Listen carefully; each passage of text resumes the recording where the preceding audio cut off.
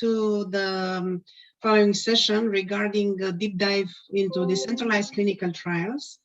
So for the speakers who participated in the previous session, if you would like to join us for the rest of the day, you can do it as participants using the access code. Now I have to thank you to the speakers, distinguished speakers from different countries for joining this subject, which is another hot topic. We had many hot topics today, and it would have been excellent to have enough time for all of them, because there were so many ideas and so many things to discuss. I don't know if with us is Donato, but we plan to start discussing the deep dive into decentralized clinical trials. And let me present the speakers from this session first. So again, we have Martine with us. So Dr. Martine Dehlinger Kremer, the European CRO, the European President, EUCROF President. And now, hello, Donato is with us also. So we have Donato as moderator. So let me introduce Mr. Bonifazi, the CEO of Consorzio per Valutazione Biologiche e Farmacologiche. He is the Chief Executive Officer of this company, a non-profit research consortium with more than 20 years of experience in clinical research, based in Italy and Albania. He has been trial leader in 2 European funded projects, and he is coordinator of European Paediatric Translational Research Infrastructure. He is member of Pediatric Working Group and chairman of the Events and Training Working Group of EUCROF. I am very happy to give you the floor, Donato, for this topic today.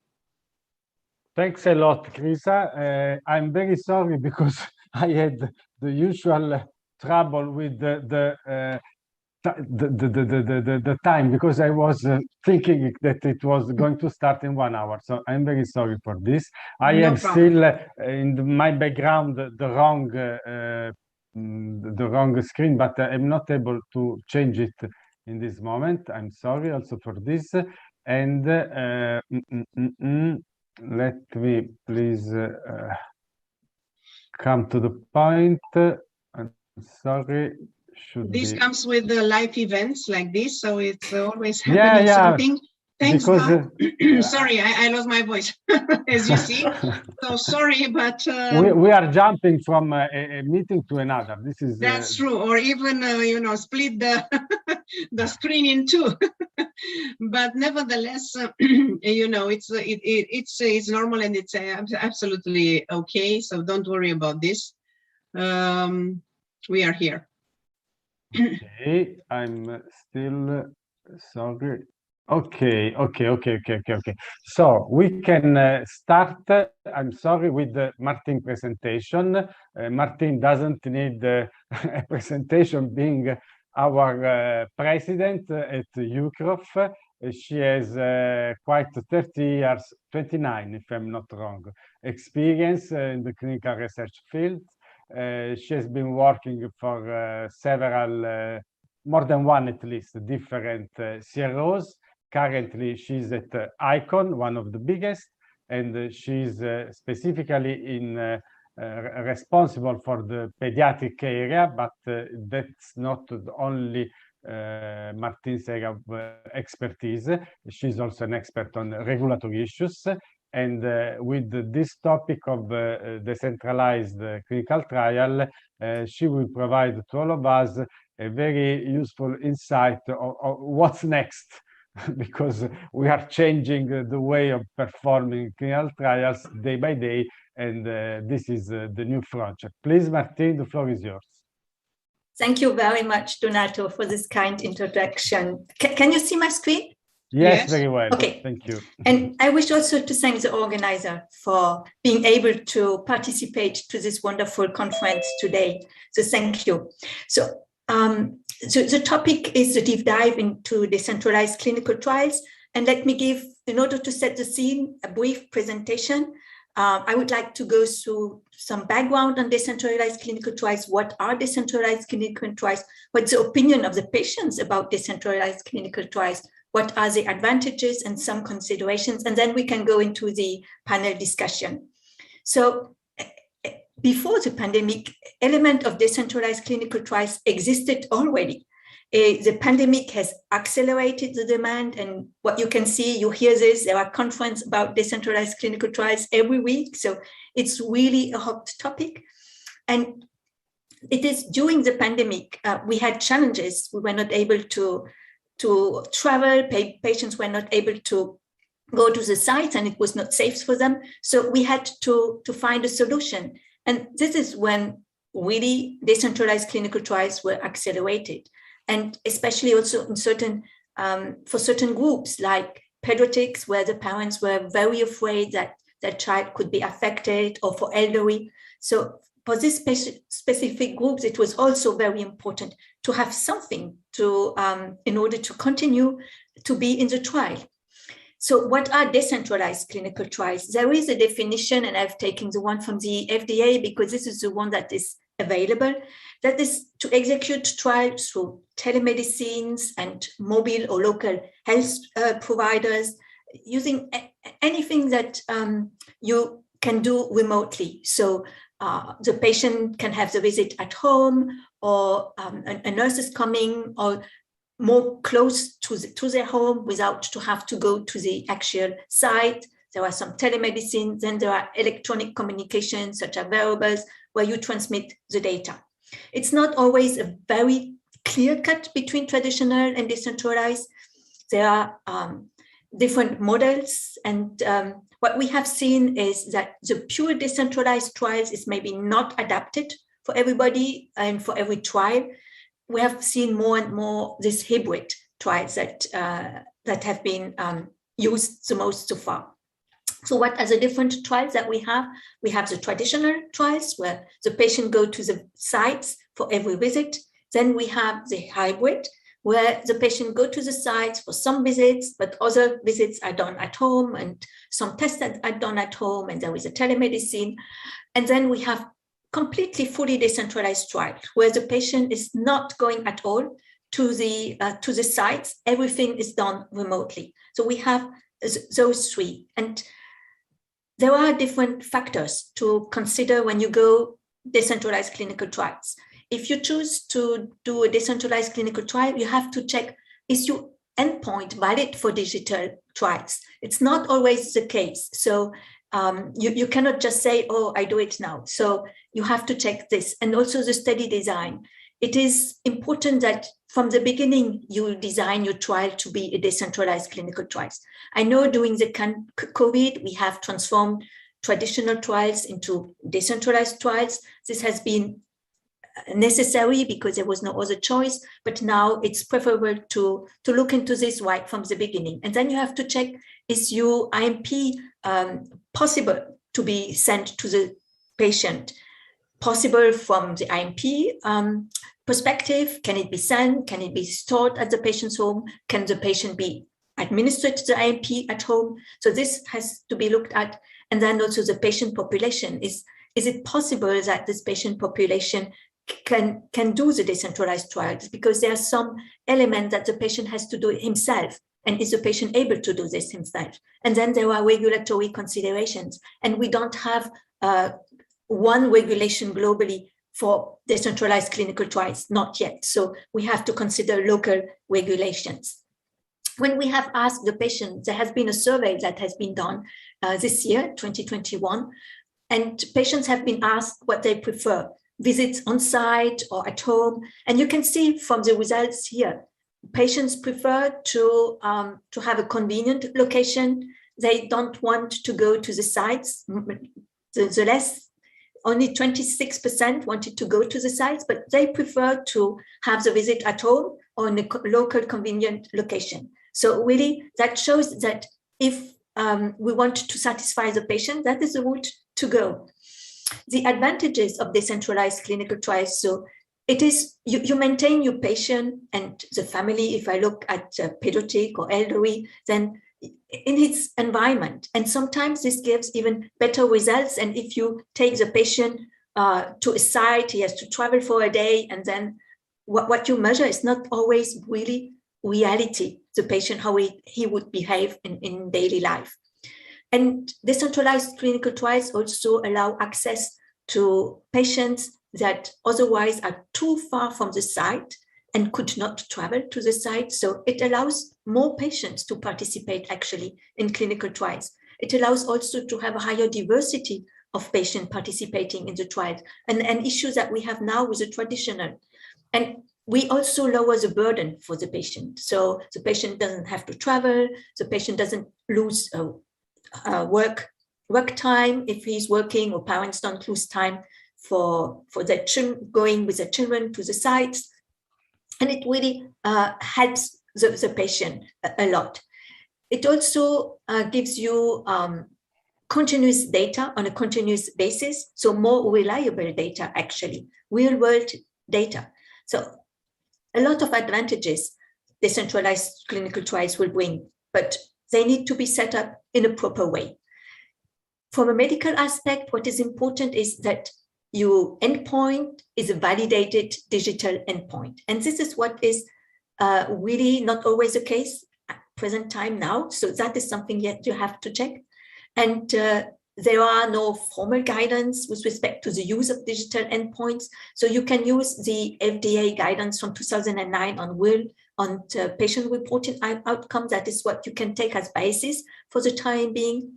And you have to know that all data needs to meet the minimum standard criteria, even for decentralized clinical trials, the same standard: validity, reliability, and sensitivity and robustness of the data.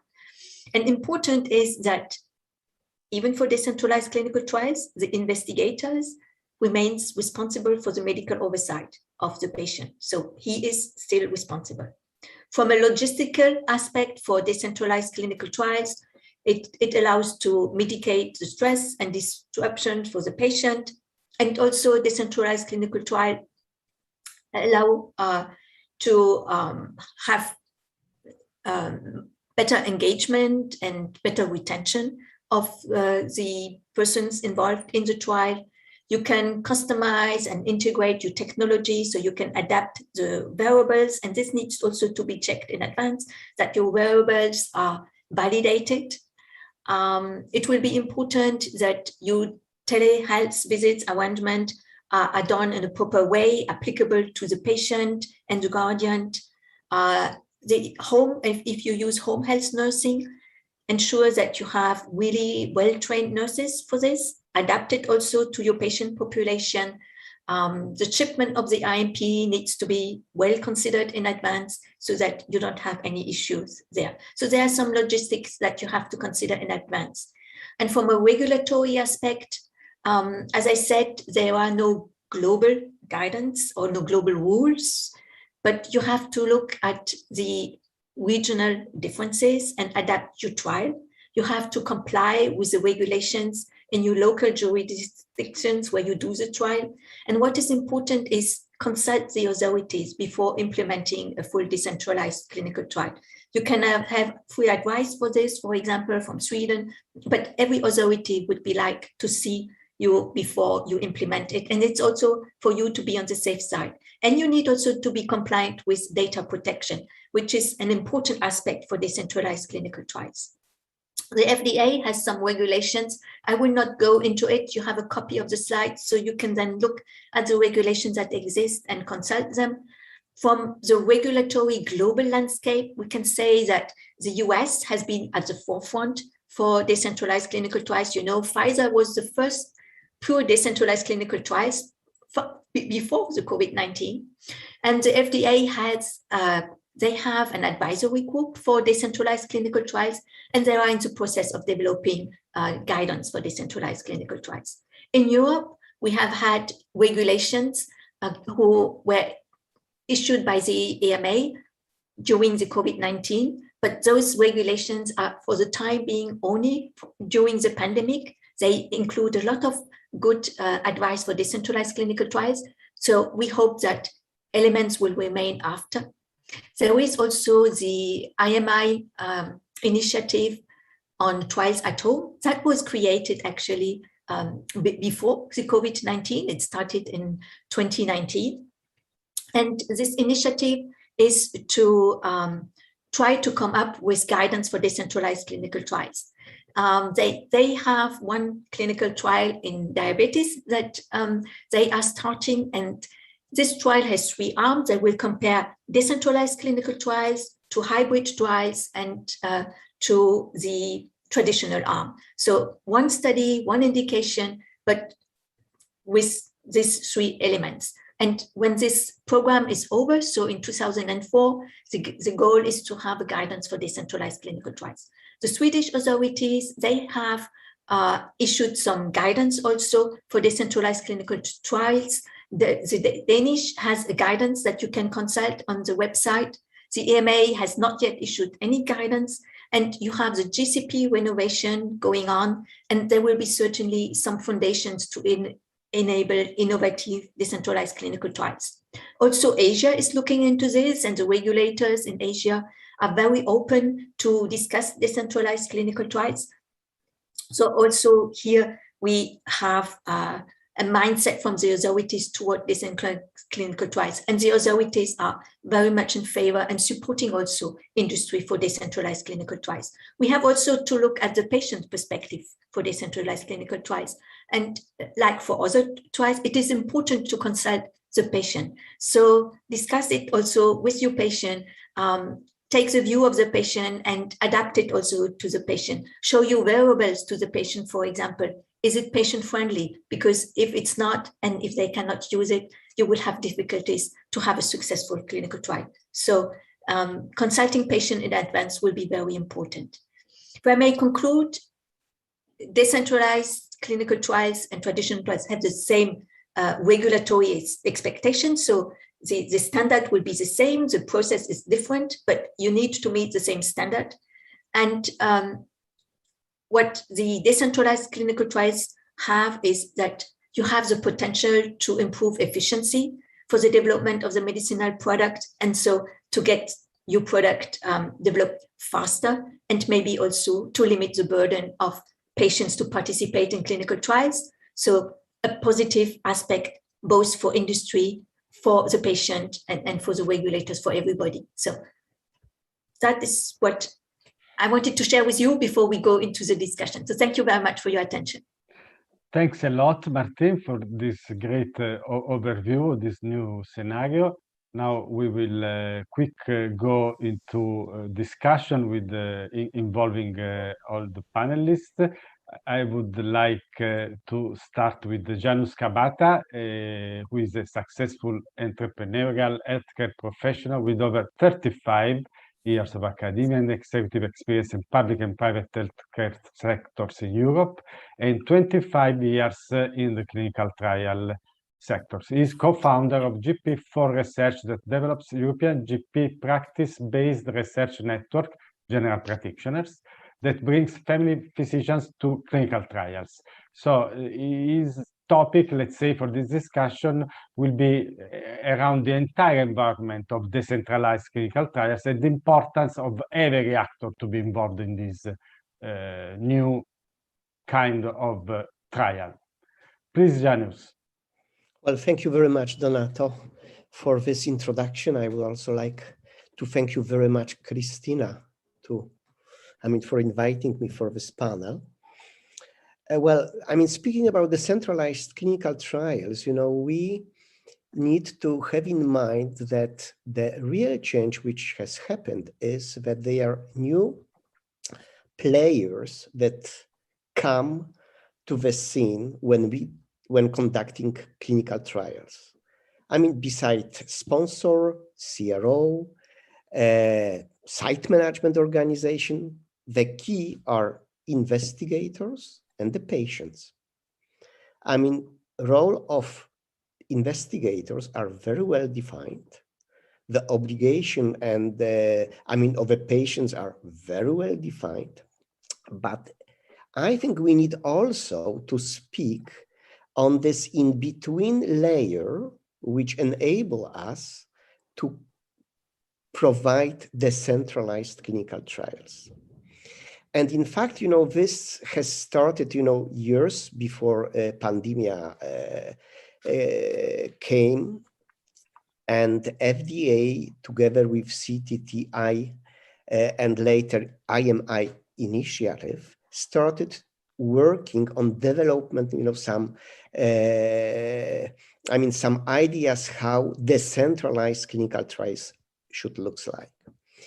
And between the typical traditional relation between the patient and principal investigator, we have another layer of actors which can be defined on one side as a local healthcare providers and on the other, technology. So we speak a lot about technology, and, you know, we need to, I mean, to keep in mind that, you know, when we approach the centralized clinical trial, we must secure that technology will work. And it's not only technology, but behind technology, there are also people who maintain the technology working. But that's one, I mean, this is something, you know, which is, which is very obvious. But on the other part, we have local healthcare providers. Who are the local healthcare providers? I mean, with so-called home care nursing, we are used that, you know, for selected, I mean, that for some trials, we may support patient with provision of services that are conducted at patient home. But to provide home care services, I mean, there are plenty of limitations. Number one, when we go to the patient home, when a study nurse is visiting a patient home, the most frequent activity that she's supposed to do is to collect blood or to collect biological samples for sending central laboratories. And there are plenty of limitations. Not everything can be collected at the patient home. But that what we forgot very often is that beside the study nurse, there is everywhere almost available local primary healthcare infrastructure, which can be utilized in supporting the trials, and be in between the patient and, can you hear me? Yes. Yes. Okay, because, you know, I thought that there's a problem. So we have these local healthcare providers, we have primary care healthcare infrastructure, but there is a question, you know, what are, I mean, who else, you know, can work as this supportive or the local healthcare providers? You know, very often we may use doing, you know, conducting decentralized trials, the local radiology, the local lab. There is very often there is no any sense, you know, to ship the sample for very basic tests thousands of kilometers away to the central laboratory when we can get exactly the same information at the local laboratory, providing a little bit more, let's say, quality control, you know, at this local laboratory. So this is, you know, something which, you know, we need, we need, you know, to have in mind. And then the next issue is, you know, to what extent the local healthcare providers should be trained to support clinical trials. That really depends on that, who or what type of services they have to provide. I mean, in general, they should be trained on ICH GCP. And depending on the role, they have to be trained on the study protocol. So whenever we are speaking about home care nursing, There is a very detailed training on the study protocol, on study activities, and so on and so forth. But in many cases, we need to, there is no such a need, for instance, for radiologists or laboratory personnel to be trained on the study procedures. We need rather to rely on their standard of care practice to support the study with the clinical trials. So this is something which we need, to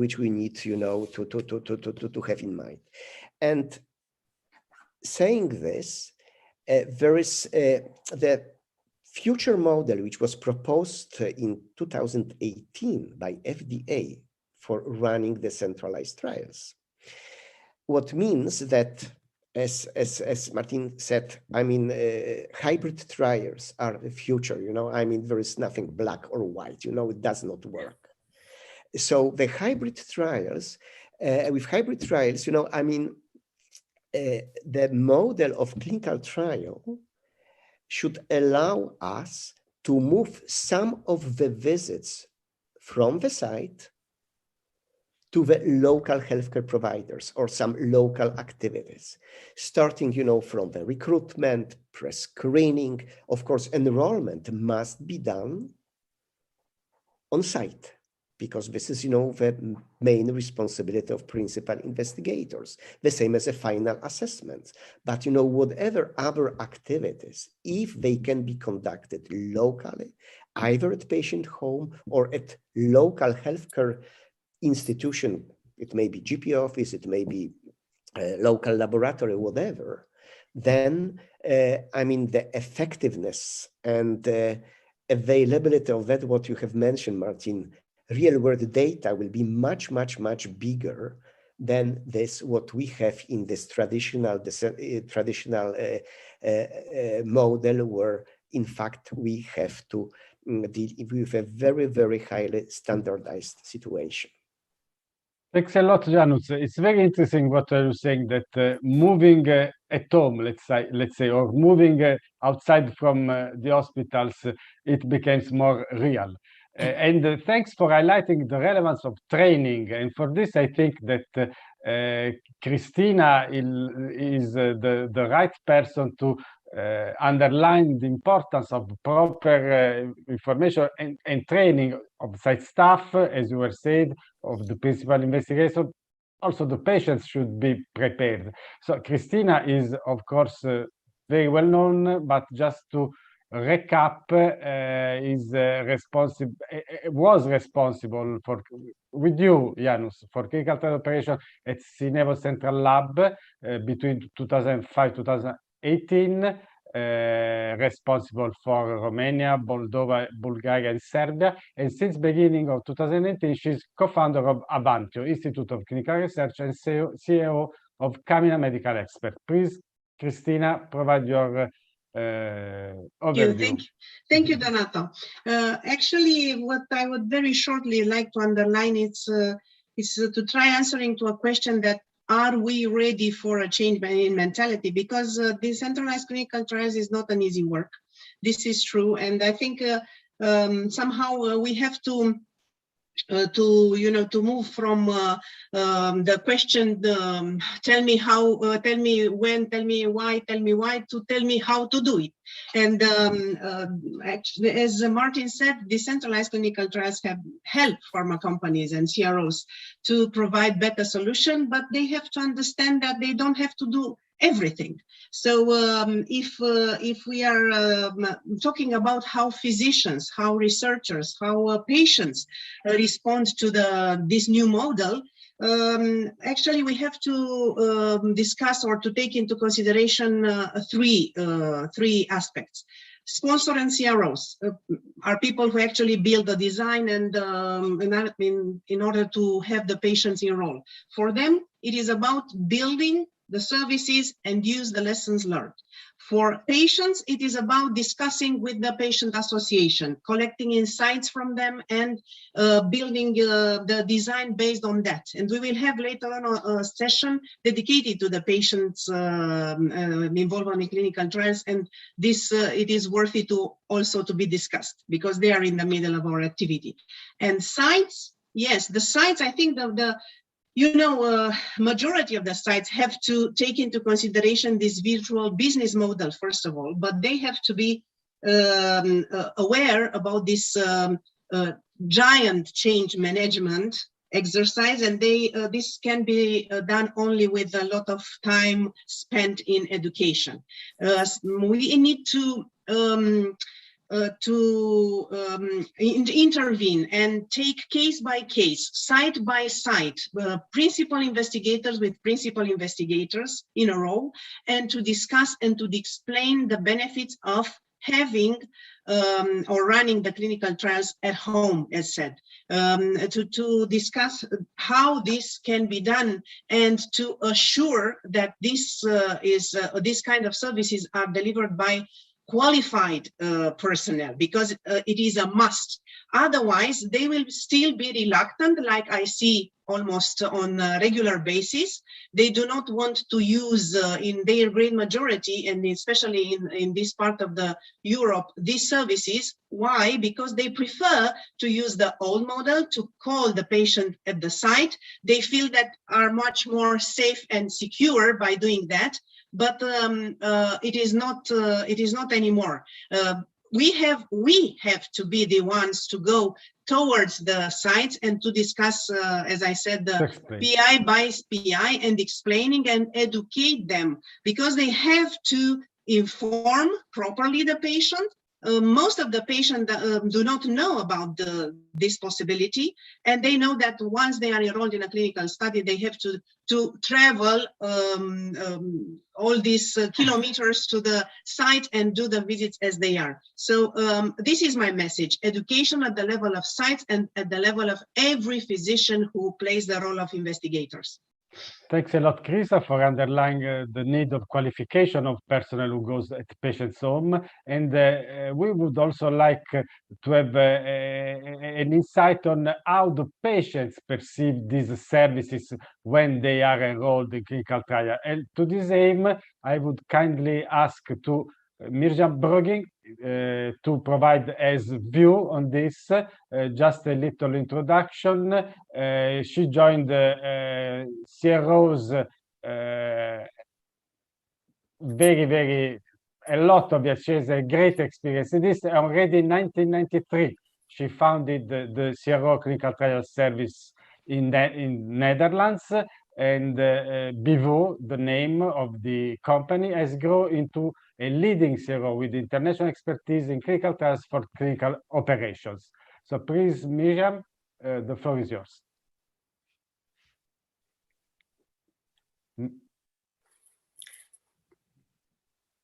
Maybe you have your microphone mute. Please unmute. It's muted. Yeah, thank you very much. Okay, please go. I think it's very interesting to talk in such a conference about the hybrid model of clinical trials. And we see it more and more, and that studies are going in this model. For us as contract research organization who has the service for home care visits in about 50 countries, it is always important to find the right nurse for the patients. First of all, we see that we try to find the nurses in the area of the patients. And of course, the nurses need to have the right skills and the right specialization. The credentials of the nurse are always collected, like CV, diploma, certifications, the check the nurse registration. In some countries, a criminal background check is even done. And of course, the license number needs to be very valid. And all these documents are collected by us as CRO, and they are sent to the site, to the investigator, so that they can check which nurse will work for which patient and if they approve it. For every trial, we make a nursing manual, and that is an abstract of the protocol focused on the nursing procedures which need to be performed. And that is also the document where we train all the nurses in that specific study. The nurse receives always themselves a nursing manual so that they always can read after the training all the visit and all the procedures, and of course also including all trial documentation. Also, investigators delegate that nurse to their team and delegate certain nursing services to perform that visit. And we have a delegation log where the nurse is writing their name and credentials, and the PI, the investigator, is always signing that off and authorize the nurse for certain services and medical procedures. The PI, when they approve the nurse, set up a kind of physician order form, which means that the contact details and the requested visit are shared with the CRO and with the nurse, so that the nurse can contact the patient to make the first appointment for the visits. To perform a visit, all different supplies are needed, like laboratory kits, centrifuge, swabs, ECG, infusion pumps, all kinds of devices and supplies, and in COVID times also PPE supplies are needed. And we take care that the nurses have for these visits, all the supplies delivered at home. The nurse has the time to check all the supplies if they are complete, and that she can work with it so that she can make a very professional visit at the patients.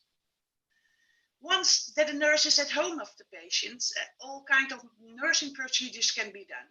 And then you have to think of the administration of IMP via an infusion or injection.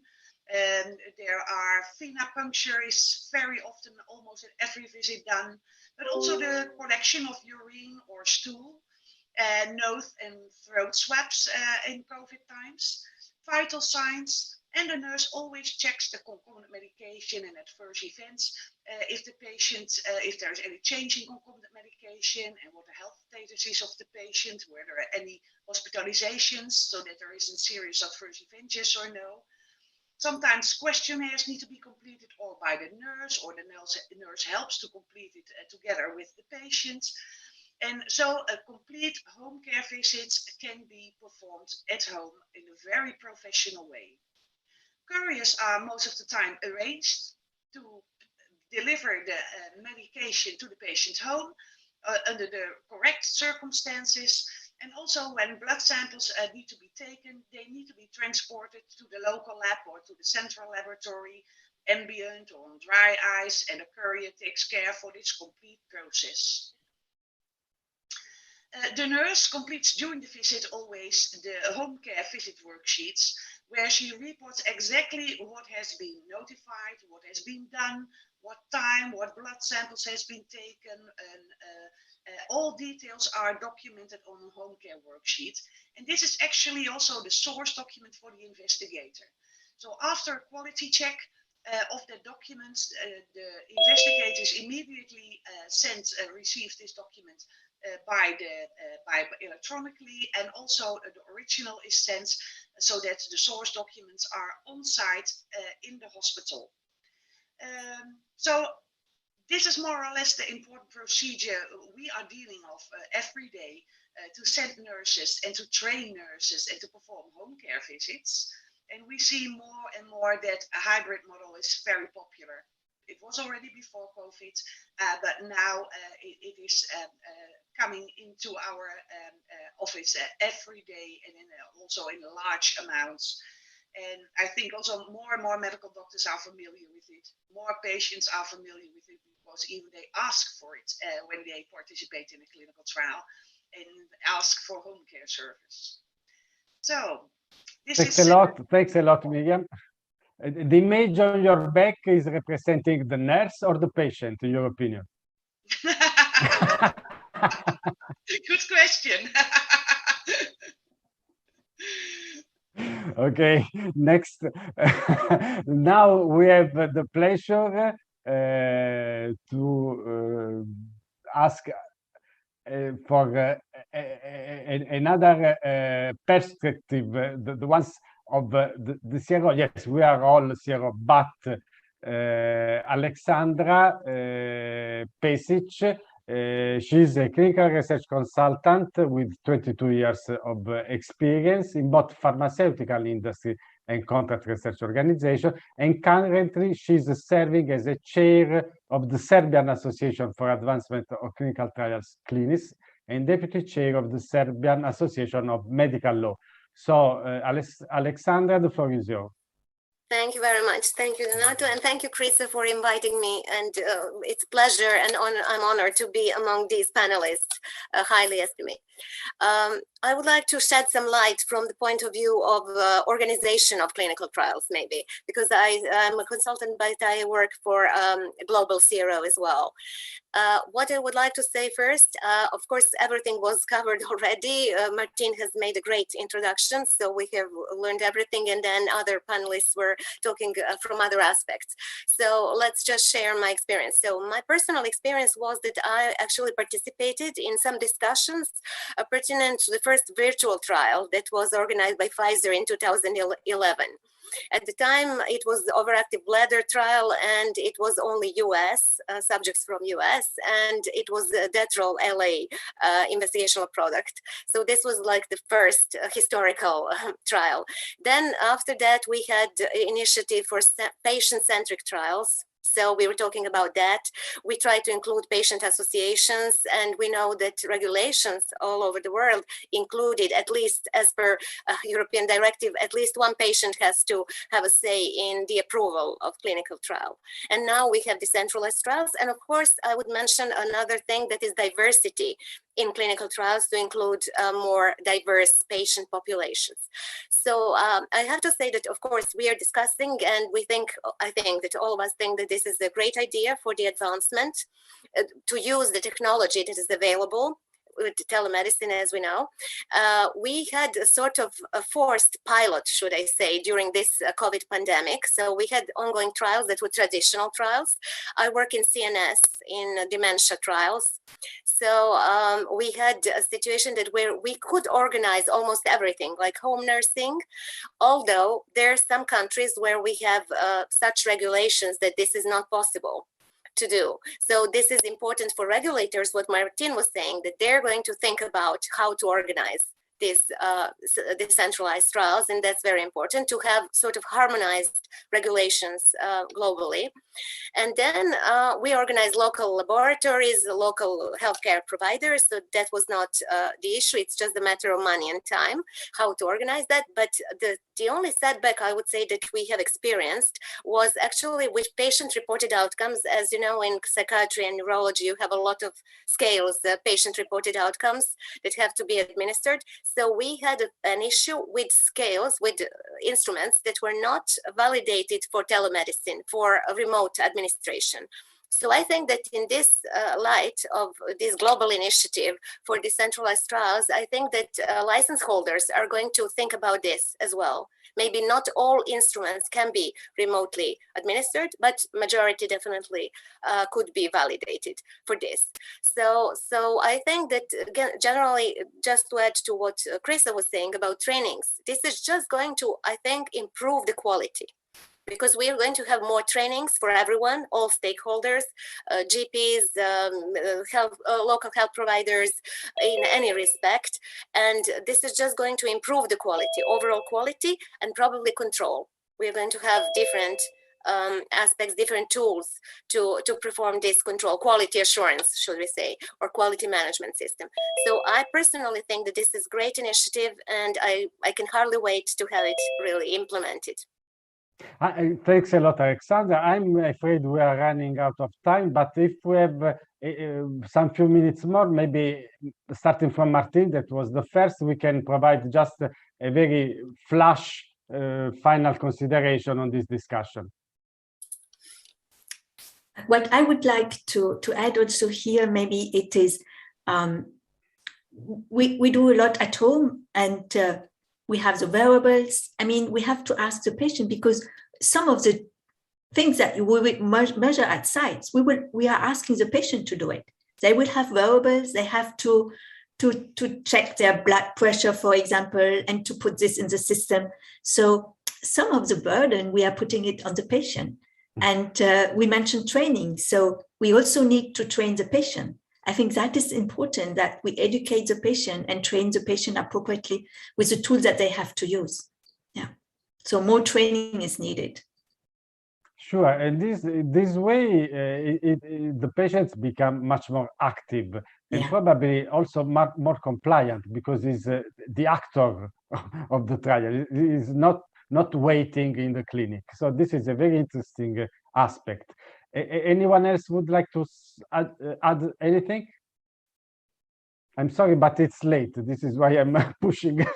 Janusz, you're muted. Yes. So I would like, well, there are some already positive signs regarding the trainings, because, number one, we need, to train the patients, but also we need to train and show the possibilities for these local healthcare providers that they can participate in clinical research.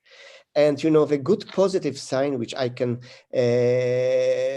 tell you about that what we have in Poland. So we have already started with Agency of Medical Research, which is, the governmental organization, to start regular training with general practitioners to make them aware about that they can participate in the trial, they can provide the patients for the trial, and they can be the part of development of new medicines, which was not so obvious, some years ago. So that's my comment. And you have also recently established the network of the Clinical Trial Center in Poland, starting this year. It's a relevant innovation to liaise together clinicians, practitioners, patients, have a common modern building where performing trials. So congratulations. Cristina, just tell us. Resuming only to what I said, the education on the sites, on the patients level, on GPs. So I think this is the key for better understanding of this decentralized clinical trials model first. Okay, very well. Mirjam, Aleksandra, anything else to add? No, totally agree with everything what was said. So we hope for the best. Very well. So, Mirjam? No, I have nothing to add. Everything has been said, and we will see a lot of hybrid trials. Physicians and nurses will get familiar with it, and including patients. And waiting for the next innovation in clinical trials that for sure will surprise us as usual. Okay, so thanks a lot to everybody. Thanks to this great panel of speakers, Aleksandra, Martine, Janusz, Mirjam, and Cristina, of course. And thanks to the participants to participating in this session. The meeting goes on with the other session. Thank you very much, Donato, and thank you all.